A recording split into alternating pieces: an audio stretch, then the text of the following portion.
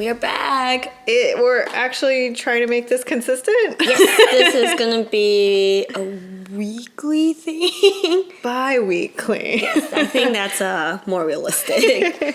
All right, so, I'm Victoria. And I'm Gloria. And we are just two skincare chemists trying to navigate and bring some transparency to this very confusing skincare world. While having some fun and sharing a few drinks. What are we having today? Yeah, speaking of, Gloria, you want to share? So this drink is a journey. It started out with just Tito's, and then we added green... Texas represent! And then we added some green tea lemonade to it. Then we realized we don't have lime or lemon. All we had was some blueberries. That we tried to muddle, and may I say, it don't look great. It looks like blueberry carcasses on the bottom of our drink. That's not very good. It tastes alright. Yeah, do you want to tell them how we come up with these like god-awful concoctions? When did it all start? We call these trash teenies, mostly because we don't usually stock a lot of mixers and like whatever you put in your mixed drink. Right. So usually by the time we're ready to have a hard one, we realize we just gotta use what we have. Yeah. Which is usually Gatorade. Capri Sun. I've put jam in that before. Yeah, so today is green tea lemonade. Yes. But yeah, I kind of like it. I think next time we should choose like a high C, something nostalgic. Yeah, Kool-Aid. Oh yes, I can get on board with Kool-Aid. Yeah. So aside from that, today our topic is actually going to be strictly about sunscreens. We're just going to talk about how to select them, some tips and tricks, just how to help you make a better choice for your skin type. We realize there's just way too many sunscreen products out there now. Yeah. It's starting to get pretty confusing. Yeah, and the weather's super nice. Yeah. We're in Northern California right now. It's Yeah. been beautiful out, so I'm sure that is something on everyone's shopping list in the coming weeks. So let's get started with some news, and then we'll dive into the meat of it. Yes, the news. So last time we talked about some company or just new brand launches. So today we're actually going to focus on new product launches. So just to start, Versed, which you can find at Target, has just launched a mineral zinc-based tinted SPF 35 for $21.99. It's 50 ml, comes in the very cute, brightly colored tube packaging. Yeah, just another option out there. Yeah, you'll probably see a lot of all mineral options launching this season. Yeah. I have a lot of feels about it. On one hand, I feel like it's good that we're innovating this department because a lot of mineral sunscreens not ideal. Awful. I don't like them. Yeah. So with all the interest around it for health, environment, or other reasons, it's great. We might see something really cool come out of this. For now, we're just keeping our eyes open. Maybe this will be a summer project that we try a bunch of mineral sunscreens and report back with findings. Yep. Stay tuned. Yeah. All right. So belif also just launched a second version of their very popular Aqua Bomb. It's called Aqua Bomb Aloe Vera. So not super not super wild. But I did take a look at the ingredient list. It has a ton more extracts. The trouble with extracts for us is that it's very hard to speak on them. Not a lot of them have a lot of data. On top of that, extracts is actually a very generic term. We don't actually know what that means. Is it like water, essentially plant water, or is it actually a concentrated active? So, we will say, since it is the same exact formula to the original Aqua Bomb, just added extracts, this does seem like an upgrade from the Aqua Bomb formula. Yeah, and just to clarify what Victoria means, a while ago we actually wrote a post about it. Yeah. We have two raw materials that are both called aloe vera extract. One's a powder, so it's a very concentrated form of aloe vera extract, and one's a water, which is very diluted. But ironically, the water is how brands claim this product is 90% aloe vera because they use a diluted form to begin with. Right. So that's the problem, and the chemists, like our jobs is actually to pick through these different extracts to find the best ones. But unfortunately, by the time it gets to the consumer side, you just can't tell which ones they're using. Yeah, exactly. We also have a new launch from Wishful, a brand found at Sephora. They have an enzyme scrub. But the funny thing is that in the Inky, you'll see that not only do they have the papain, that common papaya. Papain? Yeah, sorry. Is that how you say I it? always go papain. Maybe it's papain.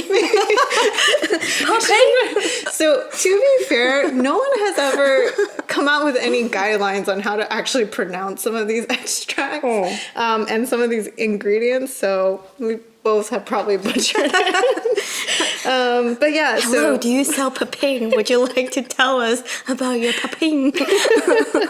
yeah, so papaya latex enzyme. But despite it saying it's an enzyme scrub, it actually has a ton of other AHAs, lactic, glycolic, and also salicylic. So actually I wanted to ask Gloria, like, how do you feel when products, they claim enzyme, which is usually more gentle, but then they also pack a ton of AHAs? Do you think it's good, bad? Like, does it ensure efficacy? Like, what are your thoughts? I think generally speaking will work a little better because enzyme exfoliants are considered one of the most gentle types out there. But I don't like it because it's misleading. Because if you're someone who can't use AHAs and ultimately that's why you're choosing an enzyme scrub, you're just getting an unpleasant surprise. Yeah, exactly. So totally agree with that.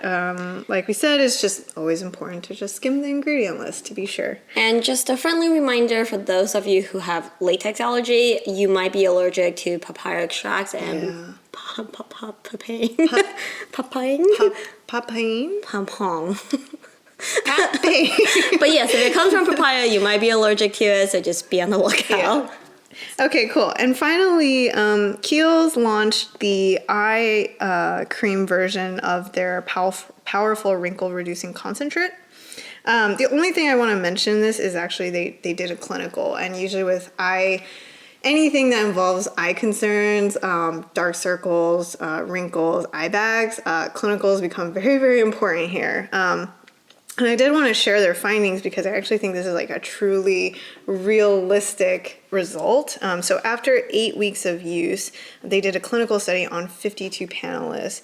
They found that within 7 days, this new eye cream is clinically proven to diminish the appearance of dark circles, including the blue and brown pigment, by 16%. And the reason why I wanted to highlight that is because a lot of people hear 16% and they're like, that sounds terrible. Yeah, but the reality of it is that's actually pretty good for just any sort of result involving the eye and that kind of improvement. So the reason why we want to share it is just I think it's important for everyone to manage expectations, especially with eye creams. And on the flip side, I mean, kudos for Kiehls for doing a study like this. So when you see phrases like reduce XYZ by say like 16%, that means they're clinically measuring this with a device, right? If they want an easier route, they will probably use what's called a perception study. That's when you see numbers like 90% of the people agree that they think that this is helping. Right. They saw an improvement. They saw a reduction in their dark circles, but there's no actual expert grader or any sort of measurement that's taken. So. Right. So those give you nicer sounding numbers, but at the end of the day, it doesn't really mean much. Yeah, really good point. So that's all the news, the product launches we wanted to highlight. So I guess we can get right into the meat of today's episode. The meat? Sunscreen? The beefy part of the podcast. Tito's! Okay. All right, I'm going to keep drinking. Cheers. All right, so sunscreens. All right, well, we recently did a poll on sunscreens. We had a lot of really great recommendations that we have on our list to try. if you guys haven't seen it yet, do check it out if you're looking for sunscreen inspiration. One thing we did realize is that it's starting to get quite overwhelming for people to find a sunscreen or even know where to start. And there's now so many formats. It's not just lotions and fluids, it's sprays and sticks and powders. Yeah, I have a lot of feels about some of these formats, but we'll get there. Yeah, exactly. So I think first things first, we'll start with the basics, how to select based on skin type. So the important thing and principle to always remember is you need to find something that your skin will tolerate so that you know for sure you're going to wear it. Not just wear a lot of it. Right, and are willing to reapply. A lot of times people think like, I need an SPF 100, but the texture is so god-awful that they may only wear it whenever their skin can handle it, which is or apply every day. A layer as thin as humanly possible. Yeah, and that's just not how that works. So yeah, why don't we start with dry skin, Gloria? Any tips? So for me, I highly prefer chemical filters to mineral ones, especially with the US filter system. I just find in Asia, once in a while, there are those mixed ones where it's a blend of physical and mineral. Yep. Those are okay for me, but in the US, I just find physical only to be really drying. Yeah. I mean, by default, Isn't that tack when you say dry? It's just like because it's so sticky almost, it feels dry. Yeah, there's that, and after it dries, it feels powdery. And so for me, that powderiness always translates to extra dryness. Yeah. If my skin's actually dry, it also has the magical power of highlighting all your flakiness. That's true, actually, yeah. Yeah, so I don't love it. And on water resistant, sweat resistant physical filter,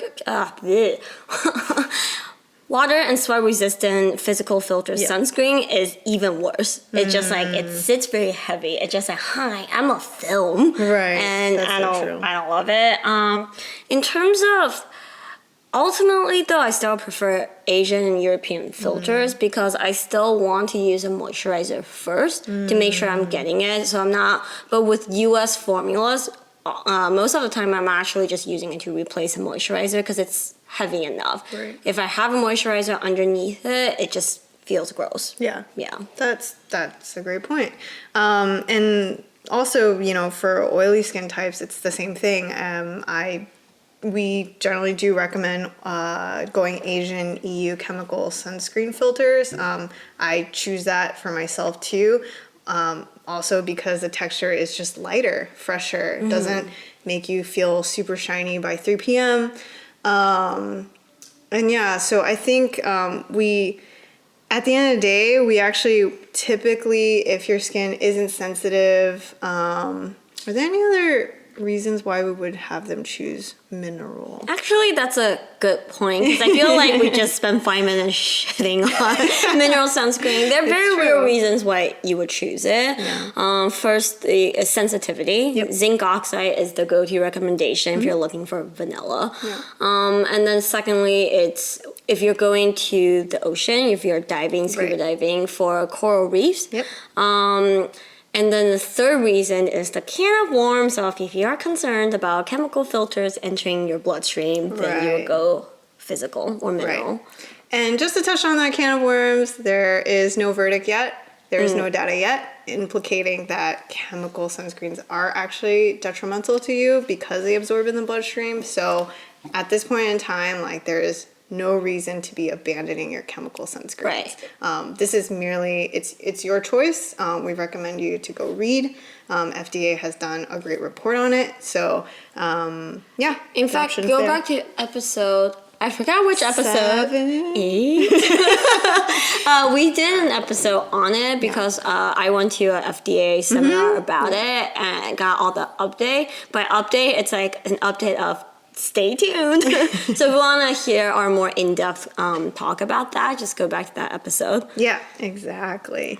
All right, so hopefully that gives you some point of reference of where to start. Obviously, when we say chemical mineral, we are talking about just classical lotion fluid formats. If you're looking for an SPF range, anything between 30 and 50.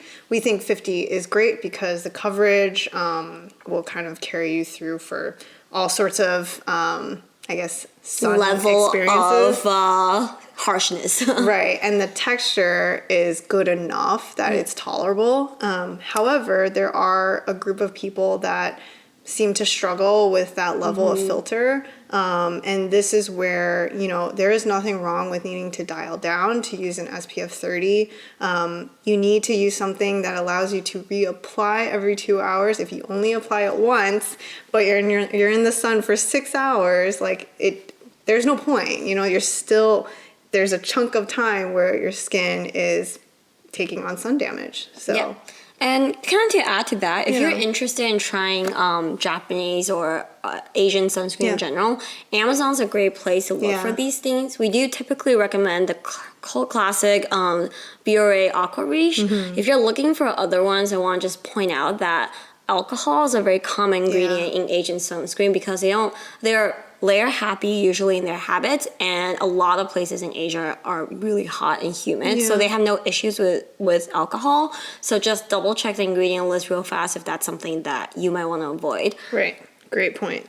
All right, now there is a subset of people who use makeup and makeup foundation, so we do want to touch on that because at the end of the day, sunscreens are tested as a single film, not layered with moisturizers or makeup foundations. So because of that, we want to help you kind of troubleshoot this issue. There are essentially two options. One is you can try to find a hybrid sunscreen moisturizer. Usually they're SPF 30, but you have to remember that you need to apply it like a sunscreen and not a moisturizer. Yeah, which means layer on thick. Right, so maybe a great choice for dry skin, but for oily skin, this can be a little problematic. And we do understand that with makeup, you ultimately want to put a layer foundation over. The only way to really troubleshoot this is just make sure you allow enough time for your sunscreen to absorb and essentially dry. And then you also may encounter a situation where they have pilling. I think that we get that question a lot. Yeah, if it pills, it's not a good match because if you think about it, both foundation and sunscreen, they work by leaving a very even film on your skin. And if it pills, it means that film is already compromised, so it's probably not doing a good enough job. Right. Another thing I want to add is I feel mixed about foundations that comes with SPF value on it. So it is tested. But at the end of the day, it's probably good enough for day-to-day wear, right? But if you go to the beach or something, odds of you applying foundation thick enough that it really reaches that coverage is not that high. That's true. Yeah, so that's where I'm like, Actually, that's a good point because I don't think there are many foundation SPFs that are tested for water resistance or sweat resistance. No, it's just not a very... I think of those as probably good enough for just daily activities, like running an errand. But if you're going biking, going on a hike, I don't know if it'll hold up. Right. And I will also mention I'm a little bit darker tone, and just for a lot of the SPF foundations that I have tried, they usually have titanium dioxide.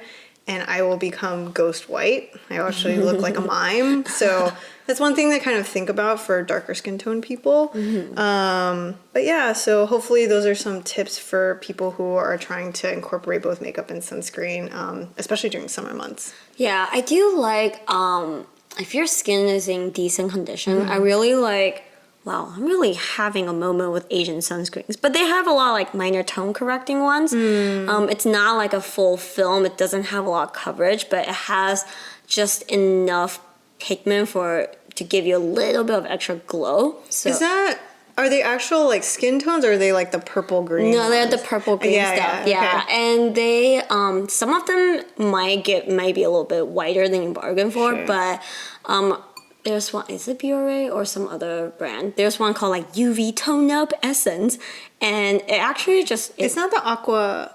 No, it's SF. it's a different one. I don't remember full name. I just remember Tone Up. I said, and that one is pretty good. It's a little bit on the pale side, but it still gives you just enough glow, and I think it's enough for the day. Good point.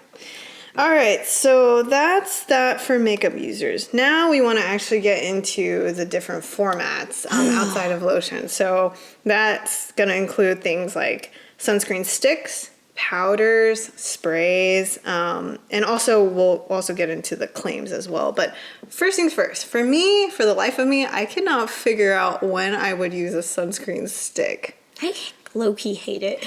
The textures aren't typically great. We did get a recommendation on the poll that Shiseido actually has a sunscreen I've used stick. that Have you used that one? Yeah, it's the blue one, right? It's like part of the... I've never tried it. But apparently people seem to like it. It's okay. Actually, that one's okay. Like, I've tried the Supergoop one, and I've tried one that's my my friend, she has one for babies, and I've tried that one.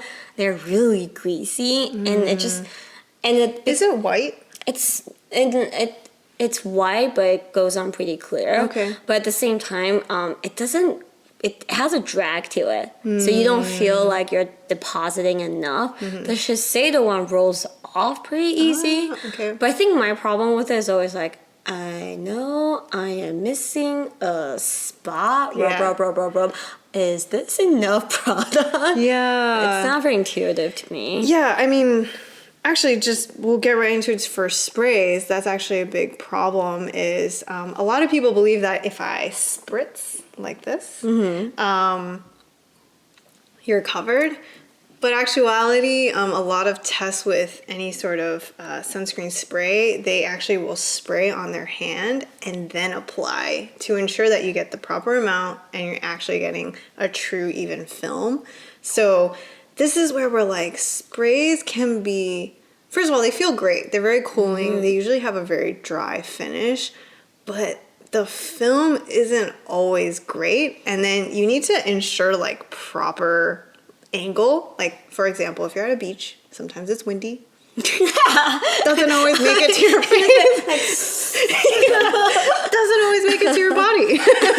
Very important. so yeah. You end up sunscreening the seagulls. No, it's true.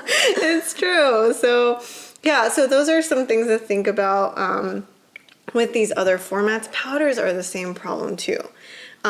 We have been dying to do a powder study just to figure out if I do a quick brush, does that film actually hold up? When the world goes back to normal, hopefully we can do another Visia test. Because last time Victoria and I did that, we found out that we both have really weird blind spots. Yeah. Like, I apparently missed my forehead to my eyebrow kind of area. Just a very, very specific spot. Yeah. And with the with these different types of format, everyone is gonna have a blind spot, and you just don't know what. Right, exactly. So we understand this for easier reapplication.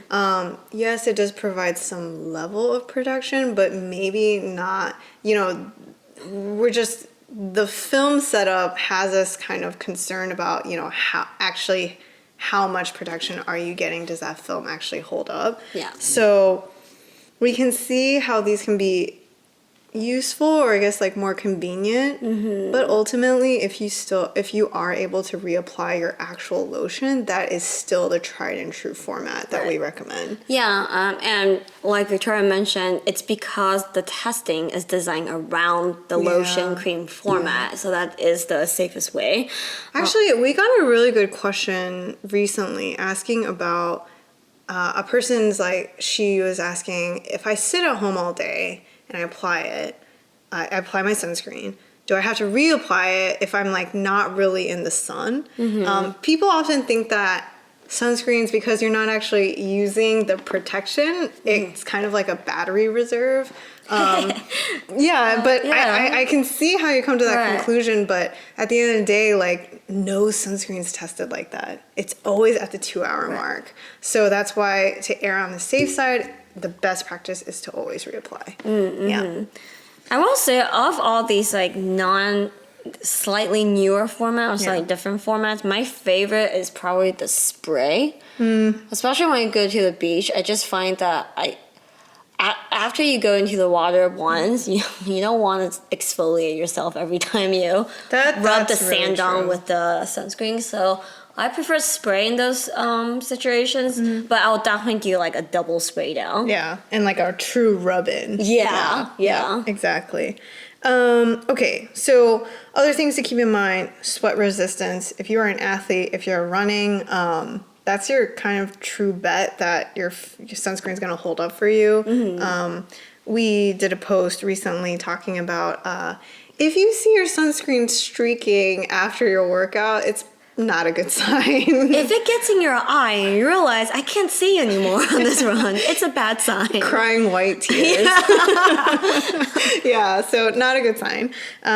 Definitely water resistance if you're going in the water. And sand resistance is actually one that's not too common, but I've always appreciated it from an R&D side because they've actually had to test like the amount of sand that sticks to your Actually, body. what is the protocol? I don't know the protocol for testing sand resistance. So I'm not perfectly clear on that, but I do know that ultimately you test a certain area and you place your arm in like a bed of sand, and you ultimately see how much sand is like collected on the surface area. So guys, there's a group of people, and so when we say we're sorry, you can probably hear that.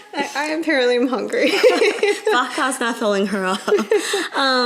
But yeah, so when we say we're chemists, we're formulation chemists, but really for every aspect of science, skin science, there's a group of scientists that's dedicated to it, and there are people whose job is to come up with these testing protocols. And it sounds simple, but you have to think of so many things. Like everything has to be controlled, right? From the more obvious ones, like how much product you're applying, to stuff like how many grams of sand am I putting on this? What is the size of and morphology of the sand? Those are all questions they have to specify. Right, exactly. It's actually kind of fun. It is. I think it's kind of. I have a friend who was working on a nail project. Yeah. And she's like, I don't ever want to know this much detail about freaking nails, but I have to. Yeah. So yeah, it's that's interesting. That's true. Okay, so that takes care of formats. All right, we want to talk about just a few pro tips for sunscreens. Tinted. So for those of you with darker skin tones, I do want to mention that a lot of tinteds don't actually work out for darker skin tones. The reason why they'll tint it is because it's typically mineral. And so that's where we kind of want to mention that, if you are struggling with the white cast, if you can, go to chemical first before skewing to tinted. Yeah. I will say for a lighter skin tone, it works okay. For me, I can tell it's desperately trying to cover up a white cast, but I'm pretty pale, so I'm like, it's reasonable. Right. But I can see how that gets real bad with darker skin tone. Yeah. And sometimes the skin tone actually will turn a very fair person orange. So, so it's not always helpful. But I will say one tinted mineral that has done really well for me is the Murad City Defense. It's $60, so it's not a very reasonable or sustainable product. But if you just say you're going to the coral reef, that honestly may be your only option at this point from what I've tested. And then let's see, what else did I want to mention? Lip care. This is interesting. Yeah, so lip actually doesn't have melanin, and melanin is your natural protection against UV light. Yeah. So your lips are actually really, really susceptible to sun damage. Yeah. And that's why sometimes you see lip dark spots or like damage forming Right. there. So yes, SPF lip balm is can help, but again, Taste it. just a warning, you're gonna taste the sunscreen. We're just not around with this. Right. But yeah, we do think it's very important, especially hikers, skiers. It is important to have that around. Anti-aging around a mouth, you'd be surprised how much you'll end up caring about it in the long run. Yeah. Because like ultimately, you know, when your kind of the lip area starts going this way, and then you have wrinkles going this way, then that's when, and that's such a good point, because naturally when you apply, you don't apply to the lips, and then the ring around the lips you also miss. Yeah. So yeah, SPF lip balm can definitely help. Yeah. All right. What else? We have notes. We're just going through them. So we got sunscreen, powders. We talked about our formats, sprays. Your favorites though, good old creams and. Yeah, I think so. Just because I think ultimately, absorption-wise, I'm okay with greasy texture. I'm all about, for me, it's like protection, so I'm willing to tolerate that. I will say, when I do outdoorsy stuff or go to the beach, I'm really good at missing a very obscure spot, and I'll find out when I have a tan mark of like I don't know, just a random spot. Yeah, you forgot about. Yeah, and it looks like a birthmark in the worst way possible. Yeah, fair. I think one thing I also wanted to mention was about acne. So acne is, when you are breaking out, it is very, very hard to want to put an oily sunscreen on your face. Okay, so my recommendation is generally mineral is better for acne. Kind of as Gloria mentioned, it's a drier, powdery finish. You can also try going Asian sunscreens as well for light texture, and they even have some incredibly dry finish, like with a lot of alcohol. There's one of the Biore ones. It's a red bottle. I don't remember names. That thing is so dry. The one with the bead, right? Yes, it works really well. I went to the beach with it, and I was super concerned because it goes on and you don't. So I'm used to, for my full body, I'm used to the cream, so you know it's there because it's greasy. Right. That one was so dry. I kept going like, am I missing my whole entire back? Like, no idea. I didn't even get a little tan that day. It works. It's very intense, good. but it's very dry. Yeah. So, you know, if texture is like the reason why you can't apply, look to those. But you also have the other end of the spectrum where you are on a bunch of medication and your skin is very irritated. The problem with that is that these really dry finishes can make you feel even more irritated. So that's when we're like, you know, some of these like mineral SPF 30s, try to find those that your skin can tolerate. We want to emphasize how important it is to use it, because when you have those acne footprints and those residual like pigmentation from where the lesion was, in the sun they will darken, and that makes your healing process even longer, and you are kind of increasing your chances of scarring. So that's one thing we do really want to emphasize. As much as you might hate it, do try to incorporate it into your routine. Find a good one. Doesn't have to be SPF 50. Do you have one that you hate? That I hate? Yeah. I feel like a normal question is, do you have a favorite you would recommend? But I'm like, what's your worst experience? So I kind of agree with you that there's actually a subset of Asian sunscreens that I really don't like the finish. Like anything that's like feels like pure silicone. Senka, I think. Am I allowed to call them out by name? But that one is like, hi, I'm alcohol and I am dimethical. Right, exactly. Even the fluid tints, there's that I actually find dry touch to feel very unnatural. I think that may be what triggers It's it. almost like a faux skin feel, right? It's supposed to feel like naked, like it's your own skin, but it's not quite that. Right, exactly. So just that feeling makes me feel like, oh, it's just sitting on my face and I'm super greasy. Actually, recently we also had an epiphany where we discussed our chemist pet peeve that that silicone texture just feels like lazy formulation because it's there to. Silicones are great for enhancing overall texture, but if if your end product just screams silicone, it just feels lazy. Right. I think back in the day, silicone used to be the exotic luxury kind of material and formula to What have. is that slip? Yeah. Oh my god, it's still slipping. Like, oh my god, mattifying, blurring, you know, like it's so dry and clean. But now that we're like used to, and because we play with it all the time, because it feels so unnaturally clean, you're just like, this doesn't feel like it's doing my skin any good, and it's just sitting there.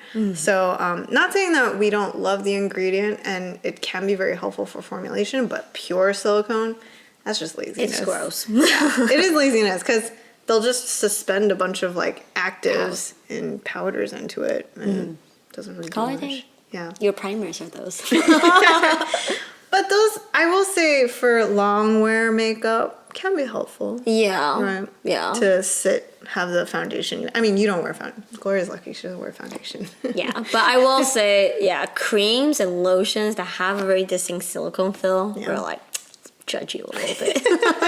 True. Okay, so I think that covers the meat of it. Anything else we forget? No, I guess it's time for our confessions. I guess we're confessing about sunscreens. Okay. All right. Well, my confession is that despite knowing almost too much about sun damage and the repercussions of that, oh god, I still wish my legs didn't look super pasty. So I just feel like that's just a human want. Like when your skin's like ghost white, you're like, I look really it's a unhealthy. traffic hazard. Exactly. Can't wear shorts. Yeah, I'm like that too, and I don't really jog or go outside with shorts. So by the time I do, there's like at least 8 shades of difference between my arm and my legs. It looks absurd. Yeah, and like all the athleisure leggings, they all cut off at different places. Oh, and you know what? The mesh around the back of your knees and stuff is so in. I'm so scared I'm gonna get tan kneecap, but not tan the rest of my leg. Yep. So that's my confession. It's a true want, but sadly, yes, I know too much about damage and kind of go back and forth on it. All right, Gloria, what's your confession in sunscreen? So after I started working, I know all about sunscreen and what good sun protection habits should look like. Yeah. But for a long time, I will apply sunscreen in the morning. I won't bother reapplying throughout the day. And I won't even wear sunscreen on my way out of work. And sometimes after work, the sun is like it's setting and it's actually really bright out, and I'm pretty sure I have at least 1 wrinkle and like a dozen freckles from that. There was a few years where I just didn't leave a sunscreen at work, so I'm like, yeah, whatever. It was in my 20s, so I was like, sunscreen at the skincare company you worked at? Yeah. The company that has a ton of sunscreen. Yeah, I didn't bother getting one. And we usually get free products at work at our ex-employer. Our ex-employer.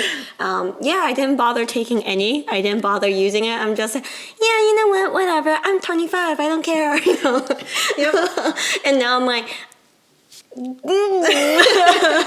it's true though. I think sitting in a car driving, my hands on the steering wheel, I feel like I have to, put sunscreen on it now. I can feel the dryness and like just the wrinkles coming. It's sad. Yeah, it's almost like you feel it zapping wrinkles in your face. It's when you know too much. You're just like, Yeah. oh my god, I visually Oh my see God. damage. I see damage as I drive. In California, the sun is super strong. It's very strong. Yeah. Yeah. I am tinting my car windows. That's my project this summer. That's a good one.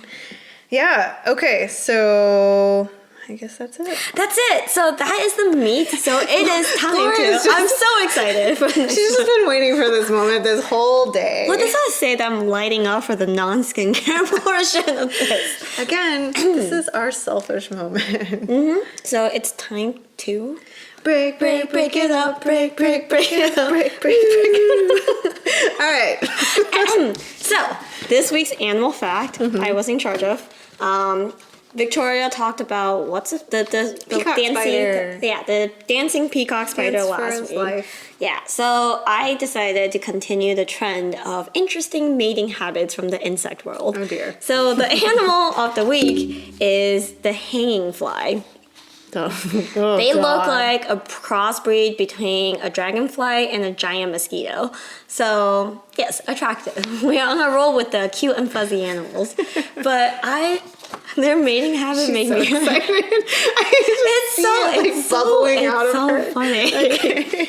So the thing is, to mate, the male has to give the female a gift in the form of a meal. So basically it has to offer. They eat other smaller insects. So there, I like that. I kid you not, there's a few scientific studies about it. They call it a nuptial gift. Okay. And the funny thing is, like, so obviously if the female doesn't like your food, you're not getting lucky that day. Okay. So But she doesn't kill them. She doesn't kill them. She's just Okay. like, no, thank you. Okay, so if it's not in and out for me. Yeah, exactly. not It's gonna like, work out. I said no Taco Bell.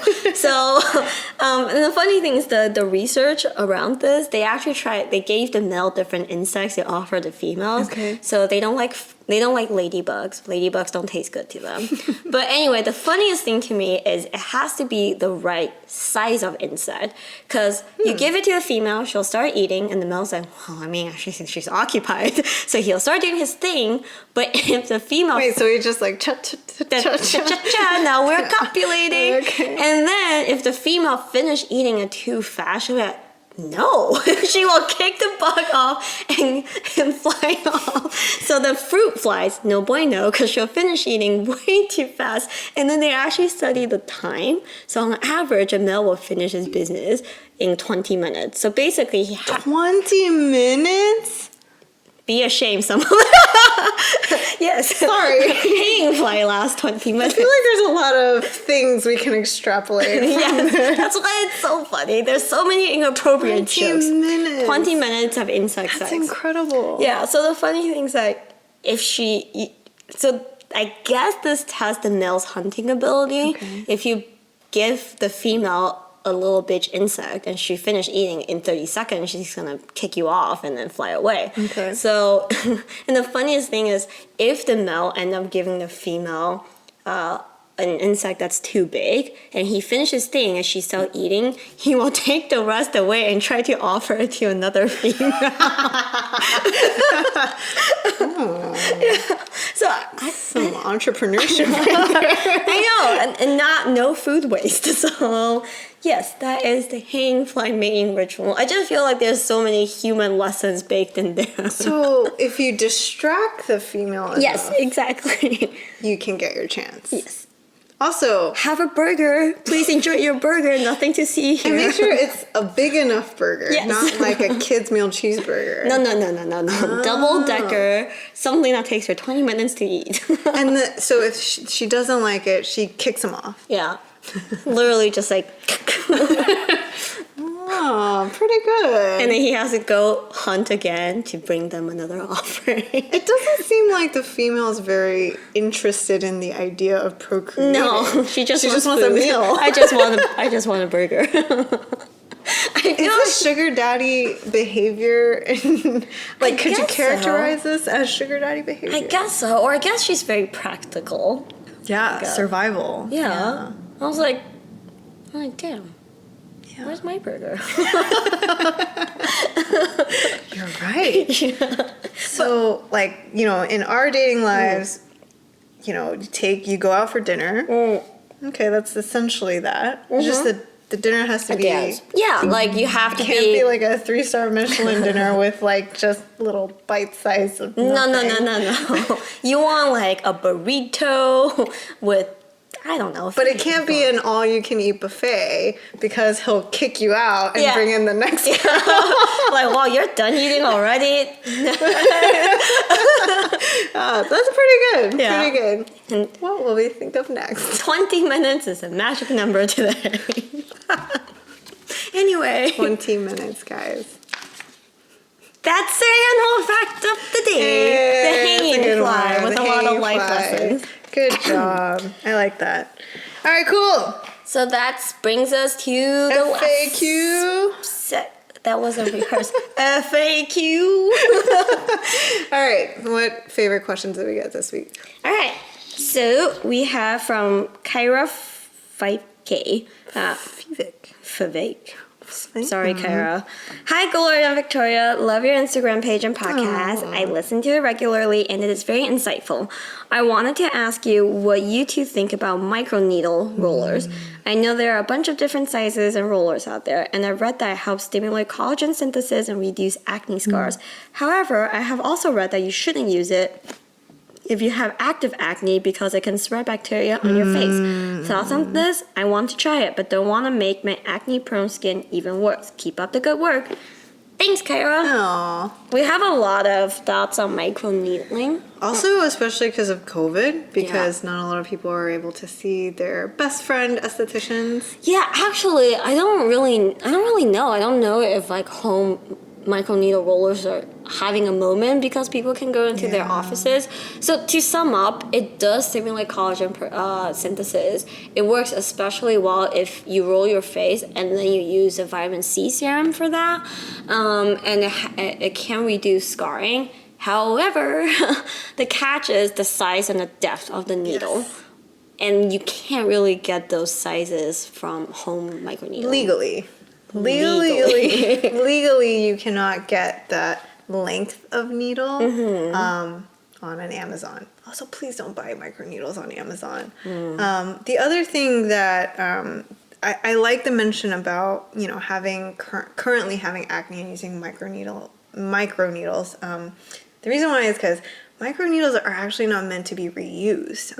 Not only do the needles themselves damage after one use, but you're also having this microneedle come in contact with your skin, and then you set it and forget it, and it's not, you can't clean it, and then you use it again, and that's how you reintroduce bacteria, and bacteria grow. So that's why ultimately at home microneedling is just really not the best.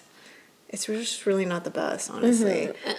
And yeah, and with active acne, your esthetician is the best at managing that as well. Yeah. And our esthetician friend has also mentioned if you're microneedling to stimulate collagen production, you also have to take into account of like the structure of your face. Yeah. They feel and they can kind of suss out like your collagen density distribution. Such a good point. Yeah. So yeah, at home you're just not gonna get that level of care. Right. And another thing that Gloria reminded me of is that estheticians actually know where you are prone to scarring just by the way the microneedle rolls on your skin. Oh, it's fascinating because she Angela. Yeah, Angela let us experience it, and there are patches of skin where she goes over it. You can actually hear it like. You're like, ooh, damage. I done goofed over there before. Right. Yeah. So. Again, we think it's a much more effective procedure when left to the estheticians. That is worth the money for sure. Right. Yeah. And I do want to ask Gloria, let's say, okay, you don't buy microneedling devices. What money would you put that towards in terms of a device instead? Like a home use device? Huh. Boy, you put me on the spot. Okay, so I will say for me, I'm intrigued by LED because of acne. It has surprisingly good data. It sounds really hokey, but there's actually a lot of study behind it. The problem is, we haven't done the due diligence to actually look into Like the best, most reliable one. right and output time, Yeah. wavelength. Like there's a couple things that you need to sort out before shopping for it. That's another thing that's been sitting on our to-do list for forever. You guys may notice, like, we'll say we're adding it to the list. The list is out the door. Sometimes like certain subjects just take us a really long time to do research, to read through everything. Yeah. Yeah. So, anyways, LED. But I'm also recently been intrigued by microcurrent. But the devices are incredibly expensive. So I feel like, in terms of budget, LED may be my first one. Oh, actually, now that you mention it, I have had the chance to try a home hair removal, laser hair removal device, like the Trio. Oh, fancy. So I've done in-office laser hair removal. Yes, I have too. Yeah. Yeah, so then I was like, oh, it seemed I did the standard package. It's not like 100% clean, but it's like good enough, right? So I was like, oh, I should get one of those home use ones, and that will be my upkeep, right? Or like clean off the little hair. It hurts like a bitch. And I was gonna say, is it painful? yes, it is. Okay, so it's legit. So to be fair, I have a really low pain tolerance. In office, I can pretend to be a big girl, and they're like, okay, it's gonna feel like Band-Aid zapping, it's fine, blah, blah, blah. Yeah, and I can just sit there like pretend that I don't have a single tear rolling down my cheek. It's fine. But then at home, I don't do it to yourself, too. Yeah, I don't have anyone to be brave in front of, so then it hurts like a bitch. I can't go through with it, especially because the thing is, I didn't even try it on my leg or somewhere less painful first. I went to my armpit first. Damn! Yeah, and got one. And after one spot, I'm like, it's hair. Hair's natural. I like hair. So that was my misguided home device experience. Sorry, when Gloria talks of pain tolerance, when we travel to Taiwan, one of the greatest things to do in Taiwan is to get a full body massage. They hurt you, and it hurts so good. Yes, in Taiwan, no pain, no gain. Yes. So if you are not crying, your body is not improving from the massage.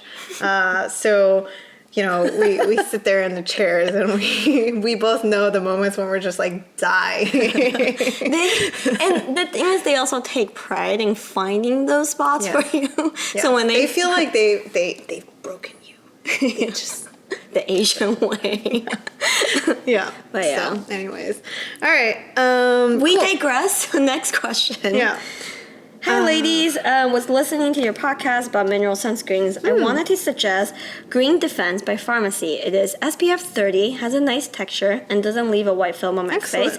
So I can use it daily on my face year round. Any thoughts on this? That's a great suggestion because we were just talking about mineral with SPF 30, but not SPF 50. Huh. Yeah. Is Farmacy mineral? That one I'm not completely sure on. So we will be adding this to the list, actually. Yeah. Gloria said it.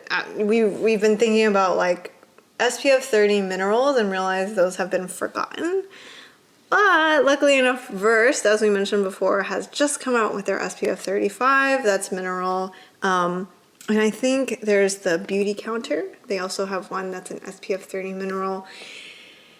Okay, I will mention that even in an SPF 30, you may see that it takes quite a lot of vigorous rubbing to get the mineral to rub in. So just know that experience kind of takes some time. What do we get? Okay, so Green Defense is 100% mineral. It's a blend of titanium dioxide and zinc oxide, a total active load of 8.2%, which is actually pretty low for. And this is why if you're skin sensitive and you don't love mineral but still can't tolerate chemical, this actually might be a really great one to try because the load is pretty low. Sometimes we see it upwards to like 20% zinc, and even for SPF 30. Yeah. That's a poorly formulated one.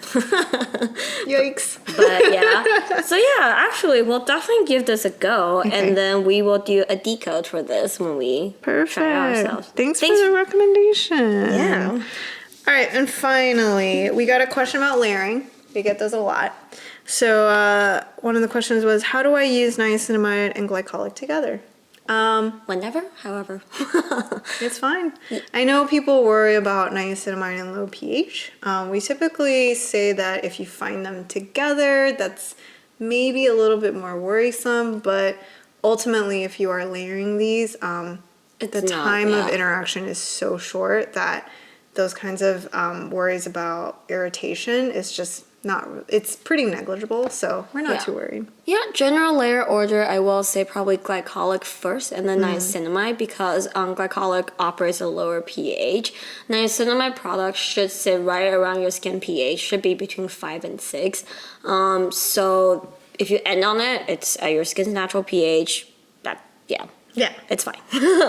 Great. So that's it for this episode. Oh my god, 2 episodes, 2 weeks. I think I think the rust has left us. Oh, I feel like it's better. Yes? Yes, Gloria? Yes. tell us, yes. Write to us. Gloria's like, I have Any no clue. information. I don't know. But yeah, so next week, Next what are we week. talking about? Oh, you're asking me? So, you tell us what we're talking about next week. I don't know. I feel like it's summer. We covered sunscreen. Last week we talked about summer routines. Maybe we need a refresher on cleansers. For summer. I do feel like summer. Ooh, interesting. Or maybe we focus on actives during summer. But I feel like we talked about actives for so much back to back to back to back that we can dial back to the basics, right? I feel like cleansers could be interesting because you're just greasier and sweatier all around. Actually, yeah, that is the season where people probably mentally scope out for that squeaky clean again. Yeah. And then I feel like generally because you're layering so many things, sunscreen, makeup, skin congestion is actually a big problem. So yeah, I think it's actually a good term. Good idea. Cleanser and physical exfoliants, because we don't talk about that much ever. That's a very summer special. Did we just brainstorm? You're welcome. This is how we actually work. So send in your questions all about physical exfoliants and cleansers. And stay tuned for the next episode. Thanks for listening. Yeah, thanks guys. Take care. Bye. Bye.